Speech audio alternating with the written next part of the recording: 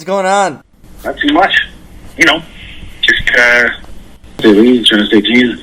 Wrestler stuff, dude. How about you? I'm good. I'm in Chicago, getting through these days. Where are you currently at? Los Angeles. Los Angeles?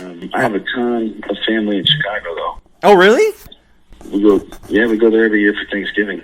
Oh, I didn't know that. That's awesome. My grandfather was a policeman in Chicago. He usually had like big drunk Irish Thanksgiving. That's spot on right there. Yeah. Oh, that's so cool. I mean, I remember you performing so many times at the Allstate Arena, so coming out here, but never knew that you actually had family out here. That's cool. Yeah. How's everything in LA? I know things are crazy with the smoke. I mean, you're traveling between Orlando and LA, right? Yeah, yesterday it's tough. I don't know. Yesterday wasn't great. Mm-hmm. It's been worse. But some days I feel like the smoke, I haven't gone outside yet today, media, but the smoke rises sometimes, so the air quality doesn't completely suffer. Mm-hmm. And the other really nice thing about living in LA is the air quality here is such crap anyway. Right. I mean, I lived there. I just moved back to Chicago recently, so I know what you mean. But Yeah, I know. Yeah, exactly. Oh, the air quality in LA is bad. What else is new? Truth. You know what? I had so much fun watching this film. This is cool. I mean, I've seen you in your previous films and your previous work, obviously with Boone and Hercules, and you've done so many other films, so this is nothing new for you. But what kind of prompted you? I thought this was a very this fun sci-fi, and you were kind of able to be your goofy self in a way, and just have fun and throw in a lot of puns, and it felt like a superhero movie in a sense too. Tell me, how'd you get involved in this film? Because it's right up your alley from what I know about you.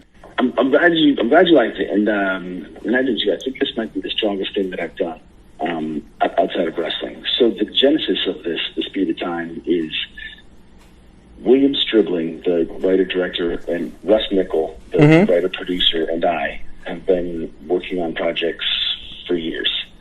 And we still have, a feature that we were trying to raise money for and make, and we just came to the conclusion eventually that it might not happen, or if it did happen, it was going to take too long. Mm-hmm. And I'm about to go back to wrestling full time. We should make something, actually make something, instead of just writing skit after movie after movie. So they pitched The Speed of Time, and immediately I was like, yes, that's perfect. They wrote it specifically kind of to highlight my irreverent goofiness, to highlight their writing and their pacing and Williams' directing. And the three of us share this dark, reverent, quirky sense of humor. So we were all pretty much on the same page about it. That's how the thing began. And this is a little known fact about Speed of Time, too, is both those guys teach screenplay writing at a number of colleges, including Stanford. Oh, really? And the Save the Cat 13-act beat structure is something they teach, and they wanted to find a way to do that, but spend less than a minute on each beat. So interesting. Yeah, it moves quickly. At a time, we go through all 13 beats of that structure, quickly. Yeah. Wow, now to think of it, the scenes move so fast. There probably is about 13 scenes in these 13 minutes. It makes total sense now. Yeah, because, oh, wow. And the flow of it is really good to still be able to tell a story, too, and incorporate. Wow, that's cool. I didn't think about it, but now it completely makes sense. How did your buddy Nick Nemeth get involved in it? Because it was a blast to see him have a little cameo towards the end with it. That was a cool moment. Well, we were looking for someone to play Orville Turncoat, and Russ and William had somebody in mind that they know pretty well, and I always wanted Ziggler to do it. Just why? For a couple reasons. One, because if you follow us on social, we've been friends forever. So right. He got the OVW in 2004. But two, for some reason, I think it's funny that when you take stem cells in the future and you come back in time, you come back ripped, but you also come back with like 80s glam rock hair. Both of you got that. Yeah, I was like, this is ridiculous. So like I come back to the future, and young me's like, you can't be me. Look at you, and I've got like, I've got like the Morrison hair. Yep. And then when Orville Turnbow comes back, it's like the same thing. He's got like a red vest and long hair. Mm-hmm. Why? I think that's funny. I don't know, but I do. And also, it was just really cool working with Nick. He's a really quick-witted, funny guy. And it was fun being on set with him. It was fun catching up that day. And it was cool that we got to do this together. Yeah, I mean, I hope you guys do something else together, because obviously Nick's been doing a lot of comedy. I mean, he's pretty much a professional comedian, too. He tours, he does shows. Have you guys discussed, like, working together, collaborating in the future again, and do some other projects? Because I would like to see more of this. It was a teaser almost, in a way. We have. I wanted to do a Double Dragon spinoff, and I actually went so far as to look into getting the rights, which are completely buried under litigation. But it doesn't have to be that. But we have talked about like doing something moving forward, and it would be awesome. I mean, it's rare in this business that you get to work with your friends, right? And everybody on this project, I consider a friend. Mm-hmm. How did you know Sean Marquette too? Because I mean, obviously he's a established, legitimate actor in every sense, and it was cool to kind of have him here, part of it too. Sean Marquette is now a friend, but I would say he was a friend of a friend. He's really good friends with the director William Stribling, mm-hmm. and Alex Jennings, who's engaged to William Stribling, is Sean Marquette's on-screen romantic partner on The Goldbergs. So the two of them came, and I really can't say enough good things about Sean, because you can tell when someone does a show because they just are always on, they hit their marks, say their lines, they get the intent, they work with you, and he grounded my craziness in reality, which at times I don't think was easy. But it was really cool to work with him. Also, just outside of that, like, he's funny and super nice, which on something like this matters. Yeah.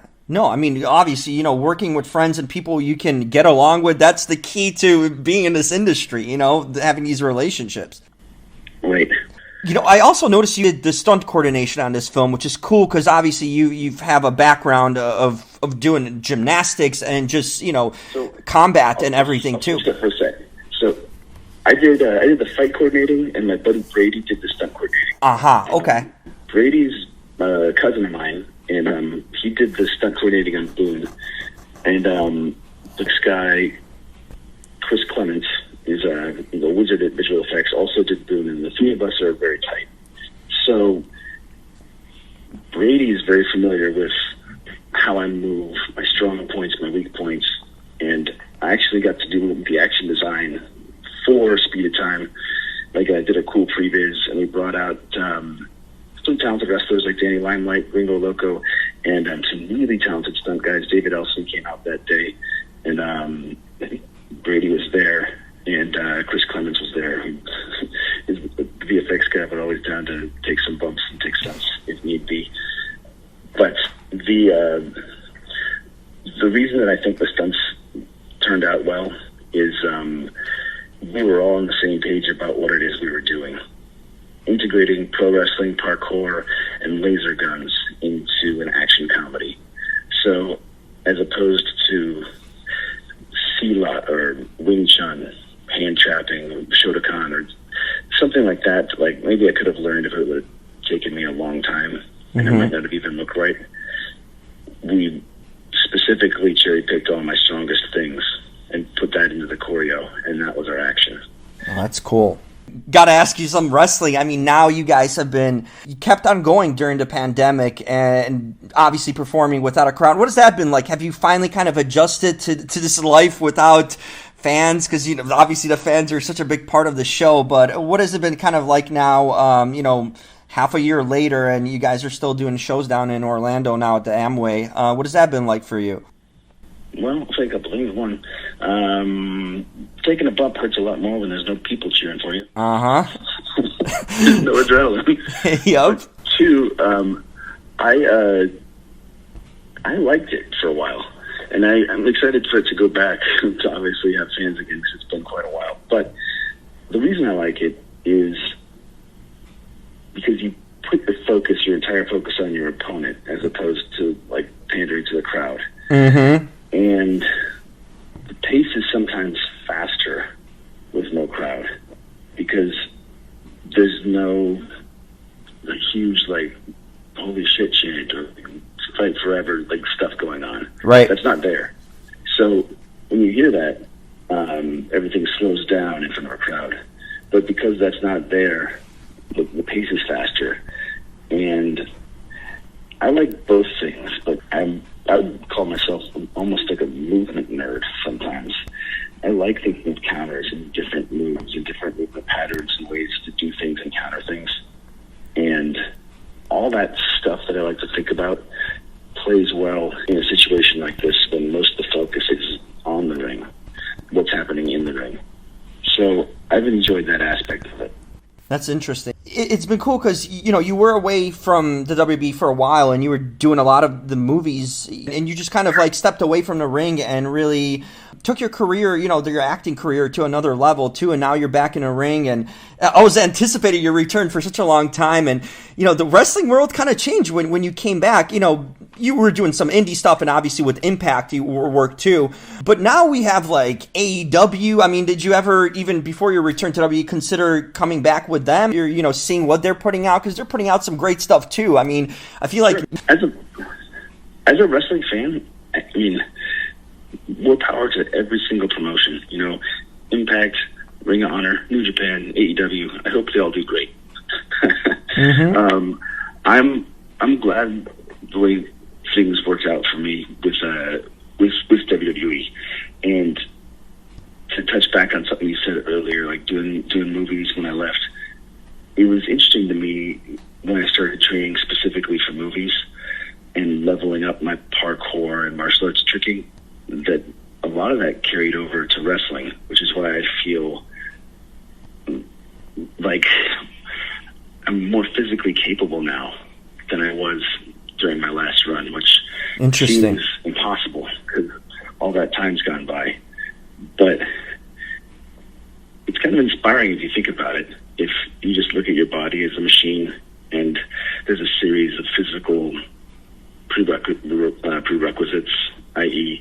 stability, balance, coordination, strength, and then a series of physical cues that you can give yourself and pretty much do anything legitimately. Mm-hmm. Over time and realistically, anyone can do anything. But like I said, that's over time. I'm not saying like you can teach yourself an inverted iron cross at age 40, which is what I am. Because doesn't seem like it. The other thing I was going to say is when I left, it's like I left WWE in the full-time schedule, but I didn't really ever leave wrestling. Right. I did independence, Lucha Underground, AAA, 5-Star Wrestling in the UK.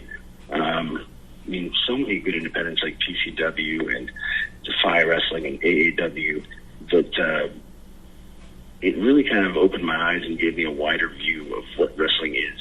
Most people do that before they start at WWE, but my career was backwards, I guess, because I ended up winning Tough Enough and starting right away on TV.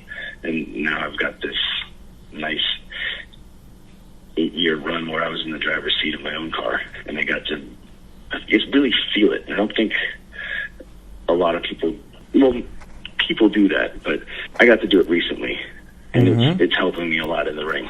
Yeah, you did it your way, too. I gave you tons of credit for being able to step away when you were, at a height of your career, too, and just kind of pursue your other passions, and give that time and grow as a person and as a performer. I think you're so much better now, too, as a performer, just telling stories in a ring and on the mic even. I mean, you're always good on the mic, but I think that acting helps, too.